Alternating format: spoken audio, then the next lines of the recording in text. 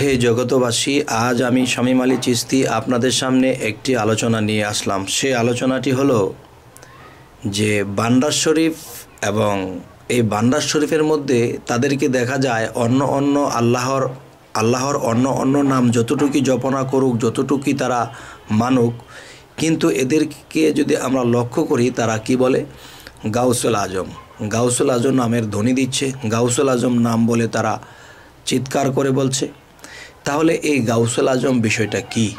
হে জগতবাসী, যে অনেক মোল্লা মুন্সি, অনেক মাওলানা, তারা কিন্তু গাউসুল আজম নামটা জপে না।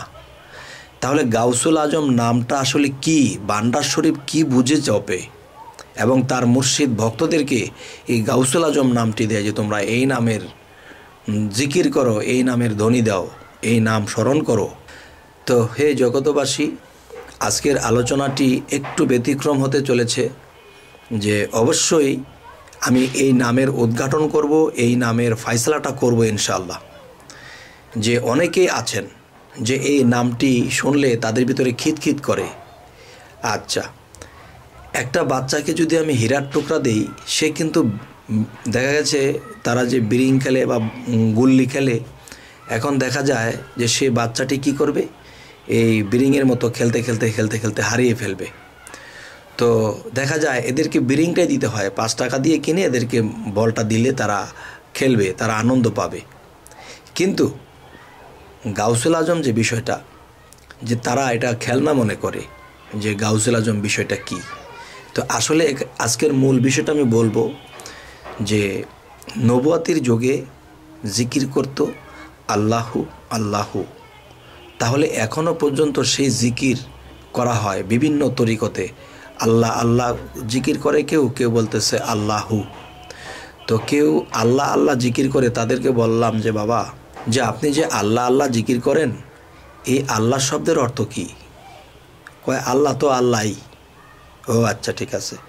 তাহলে আল্লাহ কিন্তু প্রত্যেকটা জিনিসের নাম দেওয়া হয়েছে, কিন্তু প্রত্যেকটা জিনিসের কামও দেওয়া হয়েছে, আলাদা আলাদা নাম, আলাদা আলাদা কাম। যেমন ইয়া রাজ্জাক নামের গুণবাচক, এটার নামের অর্থ কি আসে? রিজিক দাতা। এই নামে আল্লাহ রিজিক দিয়ে থাকে। ইয়া রহমানু, আল্লাহ এই নামে রহমত দান করিয়া থাকে। তাহলে আর আরবি ভাষাতে আরেকটি কথা আছে, সেই কথাটি হলো যে খামসি দিনার। তার মানে আমরা যদি ৫৫ টাকা বলে থাকি, তাহলে খামসি দিনার, এটা হলো আরবি ভাষা। তাহলে প্রত্যেকটা ভাষার বাংলা আছে, প্রত্যেকটা বাংলা ভাষার আরবি আছে, প্রত্যেকটা বাংলা ভাষার ইংরেজি আছে। আচ্ছা, তাহলে আজকের যে কথাটি বলতে চাবো, যে গাউসুল আজম নামটি যদি কেউ শোনে, সে খিতখিত করে ওঠে। সে মৌলবি মুন্সি, অজু করছে, নামাজ পড়ছে, জামাত ছাড়া নামাজ পড়ে না, বা নামাজে সবসময় উদাসীন থাকে, কিন্তু তাদেরকে যদি ভালো কিছু প্রশ্ন করা হয়, তারা এড়িয়ে যায়। না বাবা, অত কিছু জানা দরকার নেই, অত কিছু বোঝা দরকার নেই, নামাজ পড়ো, রোজা করব। তাহলে এটা হলো মূর্খ লোকের কথা। আমি যদি নামাজ পড়ি, নামাজটা আমাকে বুঝে নিতে হবে। যদি অজু করি, তো অজুটাও বুঝে করতে হবে। অজু কয় প্রকার? একটা আত্মার অজু, একটা দেহের অজু। নামাজ একটা মারেফতের দেশের নামাজ, একটা শরীয়তের নামাজ। এখন যদি বলা হয় যে অত কিছু বুঝি না বাবা, তাহলে এই লোকগুলো আসলে বোঝে, এগুলো গোমন্ত শয়তান। গোমন্ত শয়তান কীরকম? যে ঘুমিয়ে ঘুমিয়ে জেগে থাকে। এমন কিছু লোক আছে, বুঝতে চায় না। আর যদি বুঝতে চায়, তো অবশ্যই সে একদিন আউলিয়া হইতো, কিন্তু সে এড়িয়ে চলে। যাই হোক, আজকের যে বিষয়টি আমি বলতে চাই, সেটি হলো বান্দার শরীফ কেন গাউসুল আজম নাম জপে। এই গাউসুল আজম নামটা এমন কি, এই গাউসুল আজম নামটা তো আল্লাহর ৯৯ নামের মধ্যেও নাই। তাহলে যেই নামটি ৯৯ নামের মধ্যেও নাই, তাহলে এই নামটা যে তারা জপতেছে, এই নামটি তারা নিয়মিত ডাকতেছে, তাহলে এই বিষয়টা কি? গাউসুল আজম বিষয়টা কি? গাউসুল আজম কাকে বলে? এবং এই গাউসুল আজম নাম যদি ৯৯ নামের মধ্যে না থাকে, তাহলে এই বাড়তি নামটা পাইল কোথায়?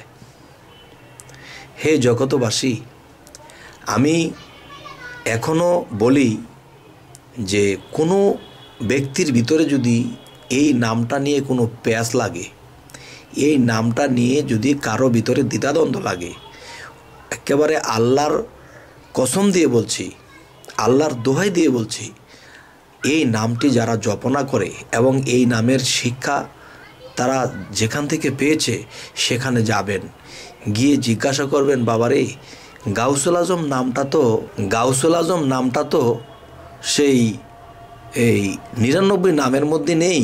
তাহলে এই গাউসুল আজম নামটা আপনারা কোথায় পেলেন? এটা কোত্থেকে পেলেন? আর এটা জপলে কি হয়? এই নামের শব্দের অর্থ কি? জিজ্ঞাসা করার পরে যদি কোনো পীর সাহেব যদি এটা জবাব দিতে না পারে, তখনই বুঝবেন যে হ্যাঁ, আমি প্যাঁচ ধরেছি, ঠিক আছে, এটা মানা যাবে না। একজন পীর সাহেব জবাব দিতে পারলো না, আর যদি জবাব দিয়ে দিতে পারে তাহলে আপনার শিখা হলো। হে জগতবাসী, আরও একটি কথা এর মধ্যে লুকিয়ে আছে, তা বলা দরকার। সেটি হলো যে বড় পীর আব্দুল কাদের জিলানী রহমতুল্লাহ আলাই, তিনি কত বড় শক্তি নিয়ে পৃথিবীতে এসেছে, আল্লাহ তাকে কত বড় শক্তি দান করেছেন। যেমন মায়ের গর্ভ থেকে তিনি তার মাকে রক্ষা করেছে। আপনারা কি জানেন যে তার মাকে, যে তার মায়ের গর্ভে থেকে তার মাকে রক্ষা করেছে? তা এটা কিভাবে? সেটা হলো যে সেই শক্তিটা হলো গাউসুল আজম নামের গুণে, গাউসুল আজম নামের শক্তিতে। গাউসুল আজম নামের প্রচার দিয়ে গেলেন। এবং এই গাউসুল আজম শব্দের অর্থ কি? এই গাউসুল আজম নামের শব্দের অর্থ হলো মহা সাহায্যকারী কিংবা শ্রেষ্ঠ সাহায্যকারী। হে জগতবাসী, মহা সাহায্যকারী কে? শ্রেষ্ঠ সাহায্যকারী কে? তিনি আল্লাহ। তবে আল্লাহ কি বলেছে? নবুয়াতির যুগে আমাকে আল্লাহ নাম বলে মানুষের জানতো, এখনও জানে, এখনও জিকির করে, তখনও করত। কিন্তু আল্লাহ বলেছে, আমি গাউসুল আজম নামে আমি ভক্তের উদ্ধার করিয়ে থাকি, গাউসুল আজম নামে আমি বান্দাদেরকে উদ্ধার করে থাকি, এই নামের গুণে আগুন হয়ে যায় পানি। হে জগতবাসী, আজ আমি এই আলোচনা এই জন্যই করলাম, যারা গীবত করতেছে, যারা বুঝতে চাইতেছে না, যারা জানতে চাইতেছে না, যারা আবল তাবল বলে, আমি তাদের জন্য আজকে এই ভিডিওটি করে ছাড়লাম যে গাউসুল আজম শব্দের অর্থ কী। যে গাউসুল আজম শব্দের অর্থ যদি কেউ বোঝে, তাহলে সে কখনোই আর এরকম বলবে না। এই গাউসুল আজম নামের গুণে আল্লাহ অনেক কিছু করে থাকে। এই গাউসুল আজম নামের গুণে আল্লাহ মানুষকে তরাইয়ে নেবে। গাউসুল আজম যিনি জপবে, এসমে আজমও তার কাছে এসে হাজির হবে। গাউসুল আজম যিনি এসমে আজম, তিনি 2টা নামে 2টা রূপ। সেই রূপ দেখে যারা থাকে চুপ, তারাই দিয়েছিল ডুব, আর তারাই একদিন পার হয়ে যাবে পরপারে। হে জগতবাসী, তো আজ এই বলেই রাখবো। সকলেই ভালো থাকবেন। আল্লাহ হাফিজ।